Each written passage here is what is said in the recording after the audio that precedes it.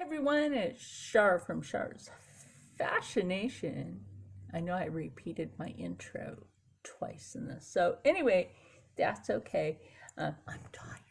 So, if you want to see how I started making a hoodie for the lovely Janelle Glam Squad, and she has Janelle's Glam Boutique, then just keep on watching because we're only doing the hood tonight. Everyone, it's Char from Char's Fascination. You might be wondering what I'm doing. Janelle from Janelle's Glam Boutique had requested a garment from me. Now, in another video, I showed the fabric. It's lovely yellow. All right, I'll show you. And that's why this lace is here. And I showed you this beautiful lace, which now I have started to fold and make into a drawstring because it's this stretchy lace. For the hood, I'm adding a hood in, girl. Like, I started sewing, right, for the hood, and I'm like, what am I doing?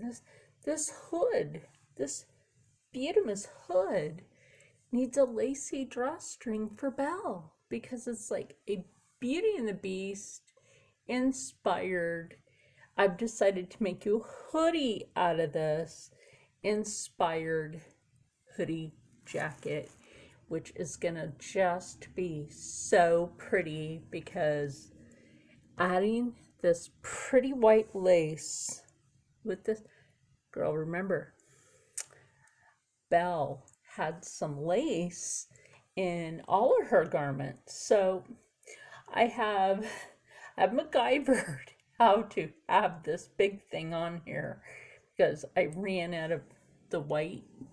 So that's empty. So what I'm doing now,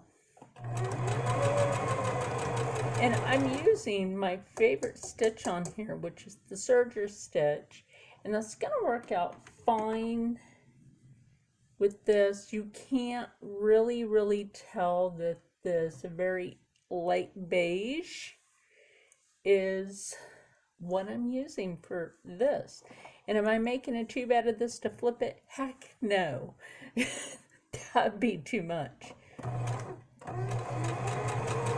So because this is way bigger and I can't find the thing to hold any serger thread, I can't find the stand for that. I wonder what's like up with that. I may have to attempt to make my own again. So as you can see, what I'm doing here at this end is I'm folding it in half. Okay, take it, fold it, and slowly run this. You don't want to go too slow. The other thing you want to make sure of is right here, right? Now watch this.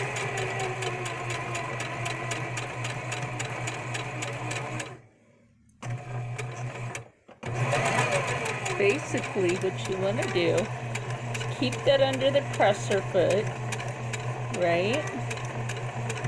As good as possible. Gets a little hard when you like have one hand here and you're handling the camera with the other one, so that's why I try to put the camera down.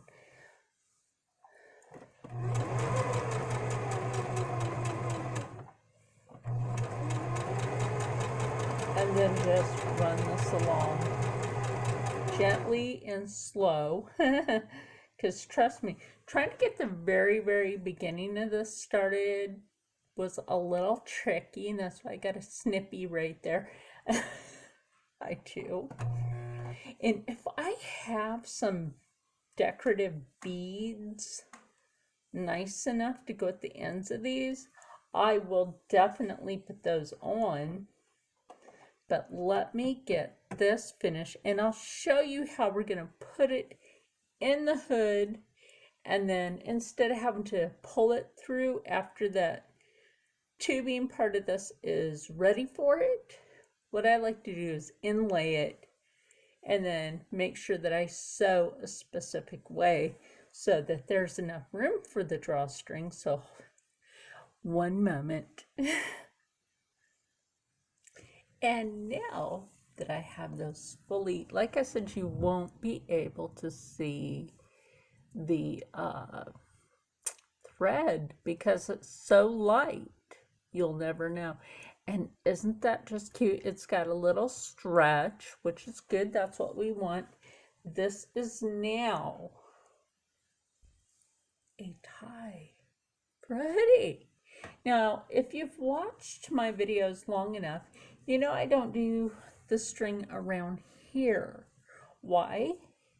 Because it makes more sense to have it around the top of the cranium coming down. Isn't that cute? No, it is pretty. Now, that's why I said I inlay it. Now, I had started to stitch in one area. Let me find that.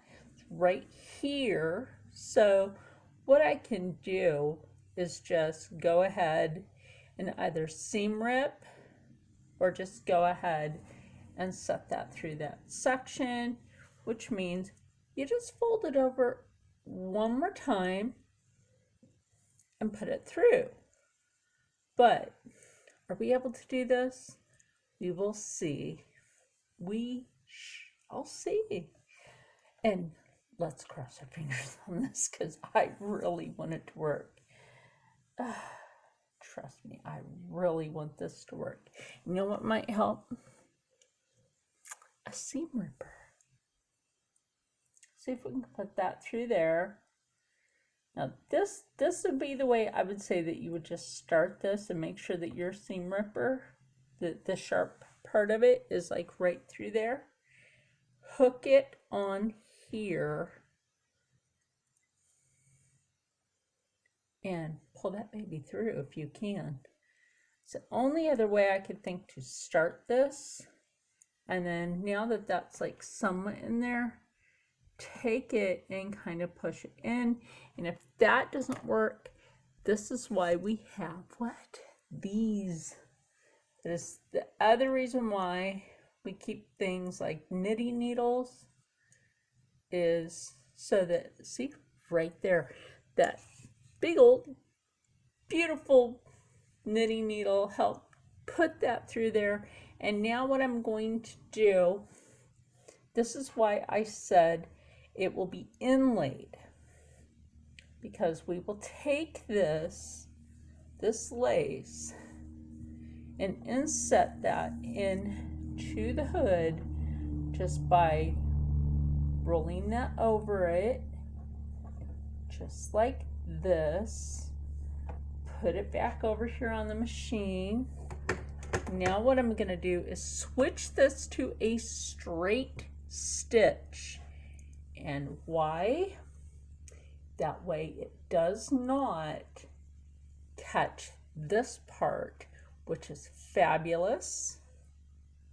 And we have to make sure that we have enough of this over here. Now what I'm going to do with the straight stitch is I'm going to go as close to the edge as I can with the straight stitch. And I know it's like I use the serger stitch for so much stuff, and what I haven't done on this yet is cut out the neck portion, but that will be the next part of this. So what I really wanted to show you tonight is how you can do this part for any hood, and that way you're not struggling with how to do that. How do you want to do that? Is that going to work? This is easier than any other way of doing this. So just put that under, lay it down, make sure you can tuck your fingers in there, hold it over,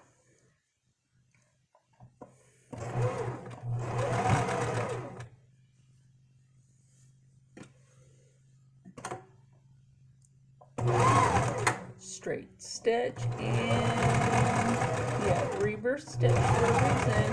Why do we reverse stitch? to lock it in place. And sometimes, because of the fabric, sometimes this happens. Sometimes you gotta tug it, pop that baby right back in there, because it happens. And I've had that happen a few times, and it just really depended on the fabric.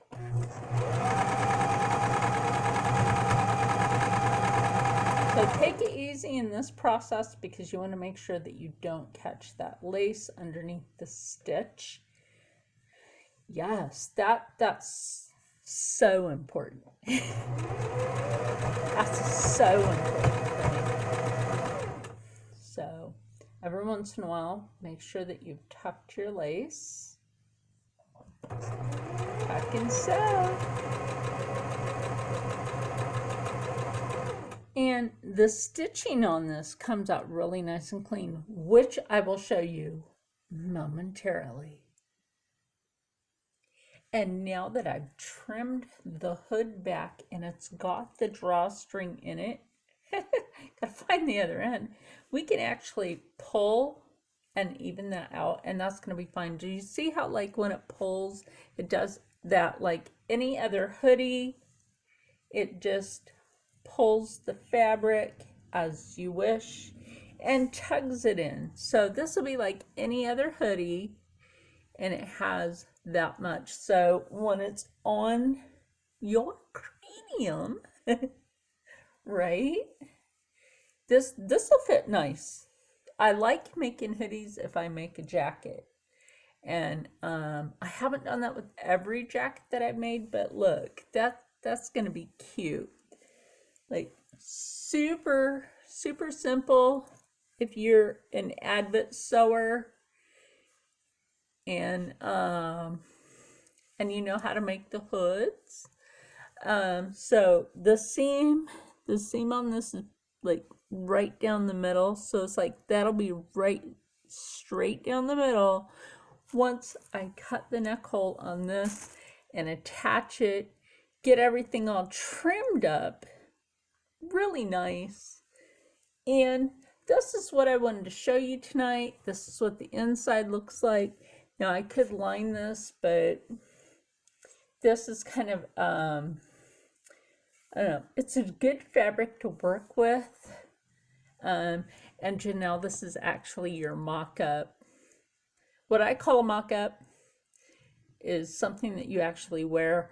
If I draft something, it is something that I have just, drafting is drawing.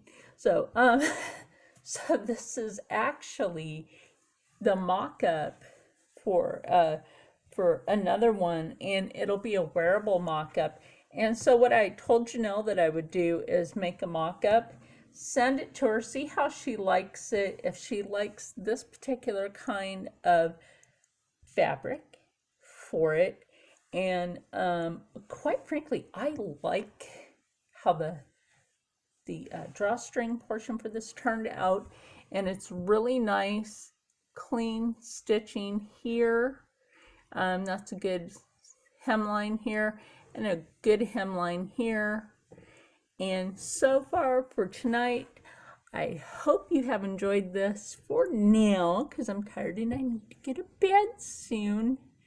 I'm supposed to go watch Senia's live tonight because she has some friend mail from someone. And what I want everybody to do is stay happy, stay healthy, stay positive, and as always, stay blessed. I just watch Anne, and you're a hilarious girl, and usually drop stuff during your videos. You did pretty good this time. Okay, guys, I will see you in the next one.